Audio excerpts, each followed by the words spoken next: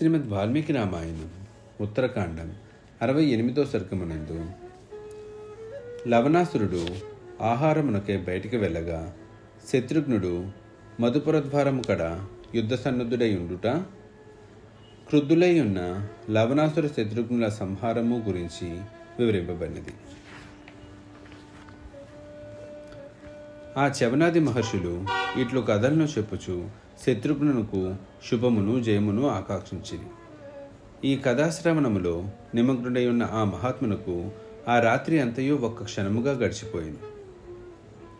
ధీరుడైన ఆ లవణాసురుడు ప్రశాంతమైన ఆ ప్రాతకాలమున క్షుధార్తుడై మాంసాహార సంపాదనకు నగరం నుండి బయలుదేరిను. మహావీరుడకు శత్రుఘ్నుడు ఇంతలో యమునా నదిని దాటి ధనుర్బాణములను ధరించి మధుపుర ద్వారమున నిలిచియుండెను. క్రూరాత్ముడైన ఆ రాక్షసుడు మధ్యాహ్న వేళకు పెక్కు మృగములను వేటాడి వాటిని తీసుకొని నగర సమీపమునకు చేరెను. అప్పుడు ఆయుధములను ధరించి పురద్వారమున నిలిచియున్న శత్రుఘ్నుని ఆ లవణాసురుడు చూసెను. పిమ్మట అతడు ఆ మహావీరునితో ఇట్లనెను: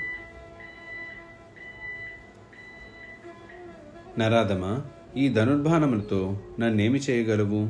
నీ వలనే ఇంతకుముందు పెక్కు వేల మంది సాయుధులై నాపై దాడి చేసిరి. అప్పుడు రోషముతో వారినందరినీ సునాయాసముగా భక్షించి వేసి తిని. దురాత్మ, నేడు నాకు కావలసిన ఆహారము సంపూర్ణంగా లభించలేదు. నీవే స్వయంగా నాకు ఆహారం ఒకటికై నా ముందు నిలిచితివి.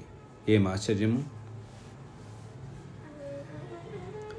పదే పదే వికటాట్టహాసము చేయుచు ఇట్లు మాట్లాడుచున్న ఆ రాక్షసును చూచి మహావీరుడైన శత్రుఘ్నుని కనుల నుండి రోషాశ్రువులు స్రవించెను. మహాత్ముడు రోషావేశపరుడు అయిన శత్రుఘ్నుని యొక్క అన్ని అవయముల యందును తేజకిరములు విలసిల్లినవి. మిగుల క్రుద్ధుడై ఉన్న శత్రుఘ్నుడు ఆ రాక్షసునితో ఇట్లు పలికెను: దుర్మతి, నేను నీతో ద్వంద్వ యుద్ధమును చేయగోరుచున్నాను. నేను దశరథ మహారాజు కుమారుడును, ప్రతిభాశాలి అయిన శ్రీరామునకు సోదరుడును, శత్రుఘ్నులను హతమార్చుట్లో మేటిని. నా పేరు శత్రుఘ్నుడు. నిన్ను వధించుటకే ఇచ్చటికి వచ్చి తిని. నిశాచర, సమరమునకై వచ్చిన నాతో ద్వంద్వ యుద్ధమునకు తలపడము. నీవు నాకే కాదు సకల ప్రాణులకును శత్రుడవు. నా కంటపడిన పిమ్మట ఇక నీవు ప్రాణములతో తిరిగిపోజాలవు.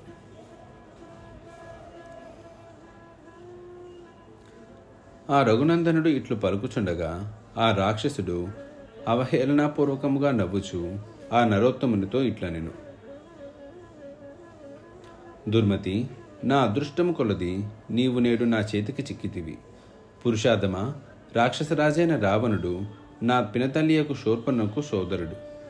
దుర్బుద్ధి, స్త్రీ కారణముగా అతడు రాముని చేతిలో హతుడయ్యను. అంతేకాదు, రాముడు అతని వంశమును కూడా రూపుమాపెను.